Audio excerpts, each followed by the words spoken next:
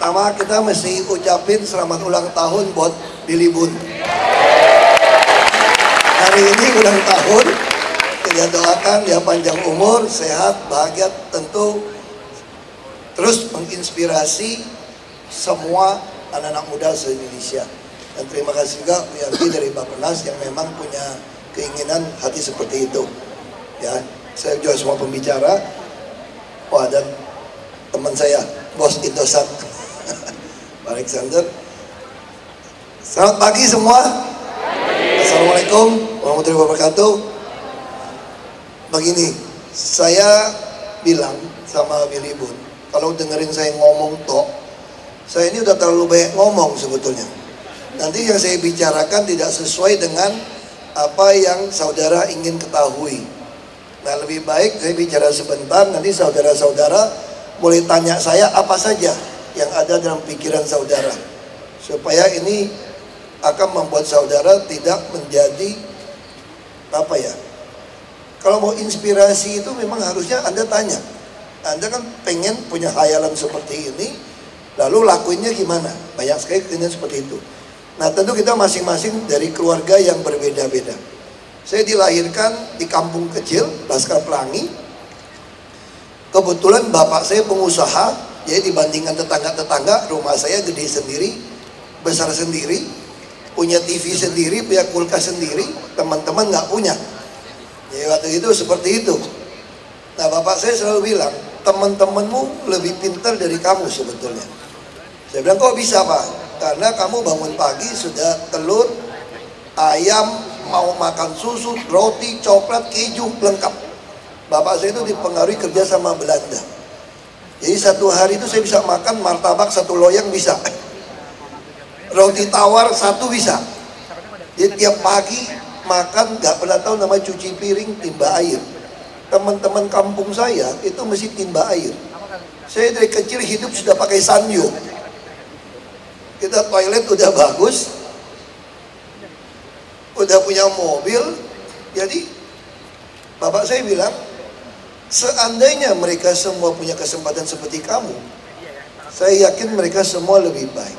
Nah, ini model yang kita alamin. Oh ya, ada orang Belitung satu. Sekarang IBM bos. Jadi gini, saya waktu itu ya ada ya sama enggak. Waktu saya sekolah, ya juara 2-3 geser-geser sama teman saya. Bapak saya bilang dia lebih pintar, karena dia mesti timba air, kadang-kadang makan cuma singkong, kadang nggak sarapan. Bapak saya bilang gini, coba kamu kalau ada 1 miliar bagi orang miskin di kampung, 500.000 saja. Waktu itu UMP yang 400 ribuan gitu ya. 2.000 orang selesai uang kamu. Lagi pula, emangnya kamu mau bagi 1 miliar sebulan? Kalau mau juga, di kampung kita 9.000 orang nih, 7.000 orang kegenjat mati. Dengan Ahok bagi 500.000, semua ngantri loh. Akan impit-impitan. Coba kamu jadi pejabat, kamu bisa membuat semua orang punya penghasilan 500.000. Itulah keadilan. Nah, itulah yang membuat. Tapi waktu bapak saya ngomong, saya nggak gitu mau dengar. Biarin aja lah orang tua ngomongnya nggak. Jadi nasib saya memang nasib aja. Tahun 95 pabrik saya tutup karena mau abokin pejabat, kira-kira gitu. Saya mau pindah-pindah ke Kanada. Bapak saya bilang jangan ke Kanada, kamu di sini saja, rakyat butuh kamu. Saya sempat ngomong, aduh Pak, muka minyak babi kayak kita, apa yang dibutuhin Pak? Bapak saya agak marah waktu itu. Kamu percaya sama saya, satu hari rakyat pasti pilih kamu untuk memperjuangkan haknya mereka. Nah, itulah bapak saya meninggal 97. Ada kerusuhan Mei, saya juga putuskan tidak pergi, diam di tempat. Saya kasih nama anak saya pertama Nicholas. Nicholas itu singkatan kalau diterjemahkan Victories over People's Heart. Itu untuk mengenang kenapa saya tidak pergi. Saya harus memenangkan hati rakyat yang dimanipulasi oleh sebagian elit politik. Begitu dibodohin, begitu dijajah oleh orang-orang yang menjajah. Makanya saya mulai mengatur strategi. Bagaimana saya bisa masuk ke politik? Saya mau melihat pasar. Ini kayak dagang saja. Ini mungkin pengaruh sekolah MM itu ada gunanya. Tadi saya pikirnya MBA diganti MM. Ya nggak apa-apa lah, MM lah. Daripada MBA, merit but developer atau by accident, bagus juga. MM bagus dong, bisnisnya MM-an kira-kira gitu ya. Ya udah aku terima aja lah. Kalau nggak aku keluar tuh kuliahnya. Dulu waktu saya kuliah di Trisakti, sempat geologi mau diganti Dr. Andes. Serius ini. Pertama kan FTM, Fakultas Teknologi Mineral. Satu hari dekannya masuk. Ini geologi ini kayaknya mau dikategorikan ilmu bumi. Jadi mau diganti Dr. Andes. Saya langsung angkat tangan. Pak, pindahkan saya ke mesin, Pak. Kenapa? Karena bapak saya tugasin saya insinyur, bukan Dr. Andes. Saya mau pindah ini. Untung sekarang jadi ST semua. Kalau ST bukan nggak kuliah kayaknya. Karena ini pengaruh kampung ini. Insinyur itu keren menurut bapak saya. Padahal IR itu kan injak rem sebetulnya. Itu jangan terlalu cepat. Bapak saya pengen saya dapat IR itu, dia tahu saya dari kecil larinya terlalu kencang. Jadi buat ingetin IR itu injak rem. Jadi apa-apa injak rem. Sampai sekarang teman saya nasihatin saya begitu melulu. Tolong direm ya Hok bicaranya ya, direm. Nanti masalah gitu kan. Oh jadi bener IR injak rem. Jadi itu gelar saya. Nah jadi waktu berpolitik, saya membaca situasi pasca reformasi. Rakyat tidak percaya kepada siapapun. Jadi kita mau masuk kemanapun, Anda mau mulai sesuatu harus baca situasi. Kira-kira seperti itu. Rakyat tidak percaya siapapun. Anda mau kiai, mau pendeta, mau pastor, mau profesor, mau aktivis, dia bilang apa? Udahlah, udah jadi pejabat pasti berubah. Itulah pengalaman reformasi 98. Sebenarnya ada teorinya, ini teori Abraham Lincoln, presiden ke-16 Amerika. Karakter seseorang baru teruji kalau dikasih kekuasaan. Nah, berarti saya ngerti nih, rakyat nggak percaya siapapun. Kalau saya mau jadi pejabat, berarti saya mesti punya panggung kekuasaan untuk mempertontonkan karakter sejati saya. Bahwa saya tidak korup, saya tidak terima suap, saya tidak berpihak. Ini kan kalau cuma ngomong, udah nggak percaya. Nah, di mana cara masuknya? Saya mulai berpikir panggung politik termurah dan termuda adalah DPRD tingkat 2. Saya ditawarkan ke DPR RI oleh PIB, ikut partai juga sembarangan kok waktu itu kok. Mau nggak gabung partai? Nggak, partai apa? PIB. Oh cocok juga ya, partai ikut Basuki. Oke, aku ikut. Yang penting ada partai. Ini udah butuh kendaraan kan? Nah di situ ceritanya. Saya begitu masuk ke DPRD, nah sekarang udah tahu masuk gimana cara mendidik pasar kita untuk bisa mengenali produk kita yang berbeda. Karena zaman itu semua orang nyogok, baksos, kasih makanan, kesehatan. Saya datang, saya bilang enggak. Saya cuma kasih kartu nama. Misalnya kalau orang suka beragama, hanya sejauh doa. Ini hanya sejauh SMS ke saya. Anda punya kebutuhan, ini nomor saya. Saya bukan tipe politisi tempel-tempel spanduk, kagak ada alamat, kagak ada email, kagak ada apa. Habis itu hilang. Ini nomor yang saya kasih asli punya saya. Anda mau pilih-pilih, nggak mau pilih udah. Aku cuma ngelamar kerja kok sama kamu kok. Akibatnya apa? Hanya 300-an yang pilih saya. Nggak apa-apa, kan kita cuma dapat kursi aja sisa kan.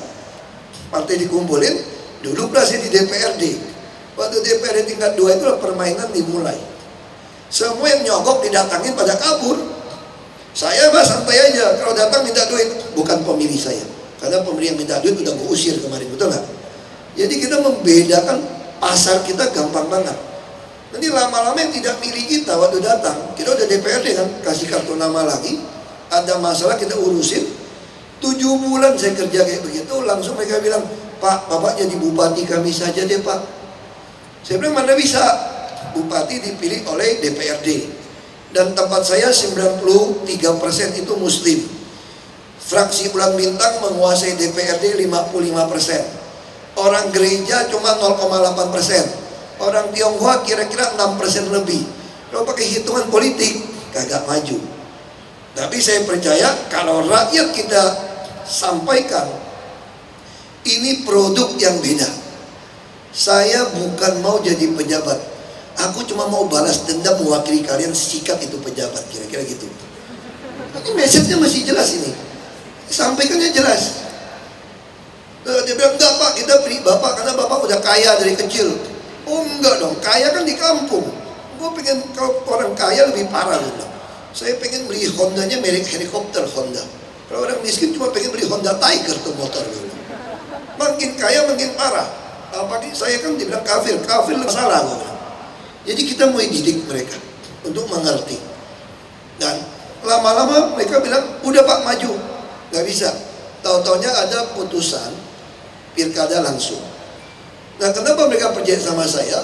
Waktu saya jadi DPRD, masjid-masjid yang terbengkalai, yang dijanjin politisi-politisi kagak dibangun setelah pemilu, saya ikut urunan. Inilah yang saya katakan, ketika Anda mau berbuat baik kepada orang, Anda tidak boleh ada pamrih. Kalau saya ada pamrih mau jadi bupati, karena bantu masjid, saya bantu nggak? Nggak bantu. Karena nggak ada pilihan langsung waktu itu ya. Tapi ketika saya dengan tulus membantu, hanya pengen lihat masjid itu bagus, jadi tahu-taunya ada pemilihan langsung. Oh, selesai partai-partai yang makanya 5 pasang, saya langsung terpilih jadi bupati 37,13. Padahal waktu itu syaratnya hanya 25. PBB bulan bintang hanya 21%. Nah, inilah perjalanan ketika saya jadi bupati, saya mulai mewujudkan keadilan sosial tadi. Apa keadilan sosial? Ini adalah pendidikan. Saya kira saudara juga harus banyak membaca buku-buku, baik filsuf-filsuf atau cerita nabi-nabi atau orang sukses yang lama, supaya Anda tahu kira-kira polanya mirip. Tapi ajaran misalnya contoh, Konfusius mengatakan apa? Kalau ada pendidikan tidak boleh ada pengotakan. Bahasa Mandarinnya bagus, Yu Jiao Wu Lei. Jadi kalau ada pendidikan, Yu itu ada, Jiao pendidikan, Wu itu tidak ada, Le itu pengotakan, nggak ada diskriminasi. Jadi kalau kita negara mau maju, Anda nggak boleh ada diskriminasi bidang pendidikan dan kesehatan. Mari kita keluarkan BPJS, dulu istilah KJP, KJS, Kartu Jakarta Pintar, Kartu Jakarta Sehat. Sampai sekarang tahun ini kita mau kasih kuliah untuk yang masuk perguruan tinggi negeri. Lalu yang kedua, ajaran Konfusius yang itu, kalau kepalanya lurus, bawahnya tidak berani, tidak lurus. Makanya ada pemilihan langsung oleh rakyat, ini ada kemungkinan mendapatkan kepala yang lurus. Yang ketiga, baru saya mau jalankan ini, ketemu BPN, Pak Sofyan Jalil yang sepaham sama menteri. Ini menarik. Saya yakin waktu dagang tempo hari di Tiongkok, semua produk dagangan ditempelin lambang ada hurufnya. Kenapa gue beli sutra lu, beli gentong lu, kendi, keramik, kok ditempelin huruf ini? Ini huruf apa ya? Itu pasti huruf Fu, hoki. Semua huruf Fu, mau kawinan, mau apa, tempelin Fu. Ini artinya apa? Huruf Mandarin itu per karakter ada arti. Fu itu bawahnya adalah lahan, ladang, kotak. Kotak itu tian, tian itu ladang sawah. Artinya kalau saya terjemahkan, kalau orang mau hoki, mau punya rezeki, Anda harus punya lahan. Sekarang bisa nggak seluruh rakyat dapat sertifikat hak milik? Mahalnya minta ampun tuh BPN urusnya, betul nggak? Orang kalau gaji pas-pasan di Jakarta 20% lebih, orang nggak bisa bikin sertifikat. Makanya saya minta BPN sekarang, harga resmi berapa? Hanya 292.000 sekian rupiah. Udah bilang 300.000, orang dapat sertifikat. Lalu bayar pajaknya gimana? Biaya perolehan hak tanah bangunan BPHTB. Udah yang 2 miliar saya gratiskan karena itu haknya gubernur, supaya dia bisa punya sertifikat. Saya yakin punya sertifikat ini akan membuat dia mampu berusaha, mampu memiliki dasar seperti akta lahir. Nah, cara berpikir inilah yang kita pakai untuk menganalisa situasi masuk, dan kita adalah produk. Kita ini showcase, etalase untuk mempertontonkan kuasa transformasi. Transformasi bisa terjadi kalau kita ada kepercayaan, kita tahu pasar, tahu situasi, dan kita ada produk jadi model. Nah, kalau kita berpolitik, saya adalah produk. Kenapa saya mau datang ke sini? Saya berharap saudara-saudara sini ada yang pengen jadi bupati, wali kota, gubernur, bahkan presiden satu hari. Makanya saya datang untuk memprovokasi. Karena kalau saya jadi profesor mesti ngajar sekian jam, nggak bisa, bukan S3 lagi. Jadi kalau jadi provokator, panggilannya prof juga dah. Enak juga, prof. Ya kira-kira gitulah. Jadi tugas saya pagi ini memprovokasi saudara-saudara. Kalau orang baik tidak mau masuk ke politik, maka orang tidak baik yang akan berkuasa. Maka ketika saya memutuskan itu, saya harus masuk. Saya masih ingat waktu masuk, nenek istri saya bilang begini, suamimu pasti miskin masuk politik, korupsi kagak mau, terima duit kagak mau. Terus saya bilang sama istri saya, bilangin nenek lu, gua lebih kaya setelah jadi pejabat. Istri saya, kok bisa? Karena sekarang bantu orang kagak sekolah, sakit segala macam, semua pakai APBD. Lalu kita punya sukacita, hidup ini apa sih yang kita cari? Anda cari karir, sukses, Anda kan dalam hati pengen cari sukacita sebetulnya. Sampai ke tempat hiburan semua, bukan kebahagiaan, ke sukacita. Bahasa Inggrisnya joy, not happiness. Joyful, itu lebih tepat mengungkapkan. Manusia itu paling penting itu, Anda itu apa? Overwhelmed with joy.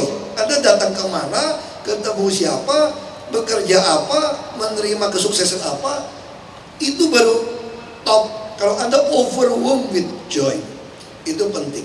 Nah, saya katakan joyful yang saya punya sekarang melebihi ketika perusahaan saya untung 150.000 US dollar per bulan ketika dolar lagi tinggi-tingginya. Kenapa? Dulu 150.000 nggak bisa bantu orang 1M kan tiap bulan. Sekarang filantropis dunia pun saya kira kalah sama saya. Saya bisa kasih subsidi bus dari Tangerang, Bekasi, Depok masuk Jakarta hanya 3,5 naik bus. Saya subsidi 3,2 triliun. Nggak bisa filantropis kasih tiap tahun. Kita kasih KJP berapa? 2,4, 2,6 triliun. Kita buat semua orang sakit tinggal masuk lahir dapat akte lahir. Anda filantropis terkenal di dunia pun bantu 1 juta US dollar 13 miliar udah iklan kemana-mana. Anda 100 juta US saja baru 1,3 triliun. Saya jarang dengar filantropis dunia menyumbangkan tiap tahun 100 juta US dollar. Paling 1 juta, 2 juta udah sombongnya bangga lah. Saya pernah ngundang filantropis dunia Eropa, Amerika makan sama saya sebagai gubernur. Saya jamu makan di Jakarta. Kita cerita-cerita, itu saya bilang, walaupun uang saya jauh dibanding kalian, tapi donasi saya, kalian kalah sama saya. Itu yang membuat saya merasa sukacita. Dan tabungan saya juga naik terus. Kenapa? Nolong orang gak pakai duit sendiri, enak kan? Saya kesini saja pakai kijang tuh, bukan kijang saya. Oh, dulu masih kredit tuh punya PT. Ini kijang pemerintah, ganti plat hitam lagi. Gak pernah ditanyain, bos, STNK habis, bannya botak, mau bayar asuransi, isi minyak, gak ada tuh kalimat itu. Ya sekali lagi saya berharap saudara-saudara berpikir 2019 mungkin pengen jadi DPRD tingkat 2 dulu ya. Nanti udah jadi karakter teruji, kalian jadi kepala daerah, tinggal nyontek saya gimana bikin e-budgeting yang mengunci maling-maling menyolong duit. Saya kira itu. Maka rakyat